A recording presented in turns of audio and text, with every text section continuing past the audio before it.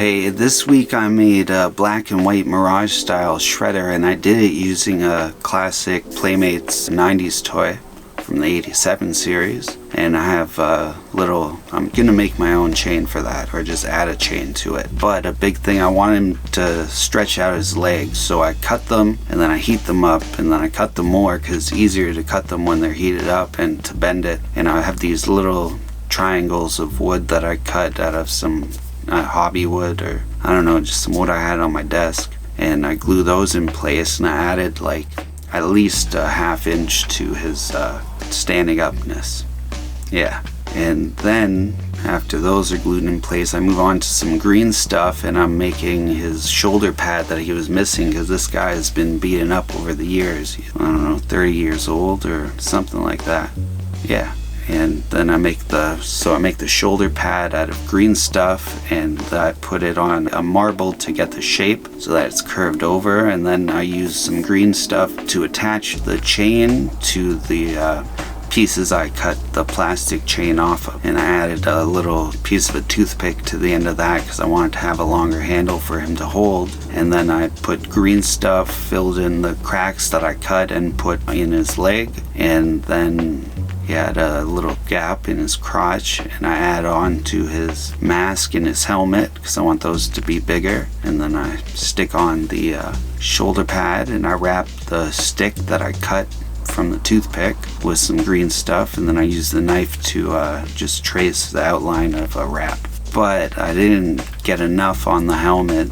I want these parts to stick out more, so I go in with some Milliput instead of green stuff because it dries faster. It just takes 3 or 4 hours, where the green stuff takes 24 hours. And I ended up adding a lot more than I had expected. And then when that's dry, I sand it until I get it smooth and to where I want it. That's what it looks like there. But I still have some cracks and gaps, and I'm gonna fill those with spackling because it's just takes 15 to 20 minutes to dry, and you can sand it. And then after that's dry and sand, I have a white primer that I'm using, and that and some other stuff that I use will be listed down below in Amazon links. But that's after the first coat of primer. Then I move on to his shirt, and I thought I'd try using hockey tape, and then I just make some folds and ripples in the tape before I stick it to him.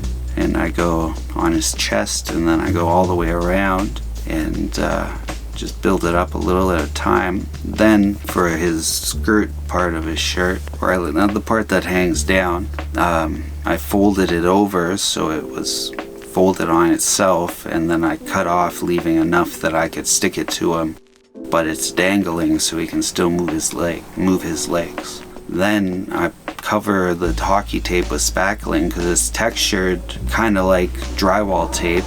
Then I can use spackling to fill that in and then smooth it over. I just wet my finger a little, and it makes it all smooth and hard like it's not a cloth tape.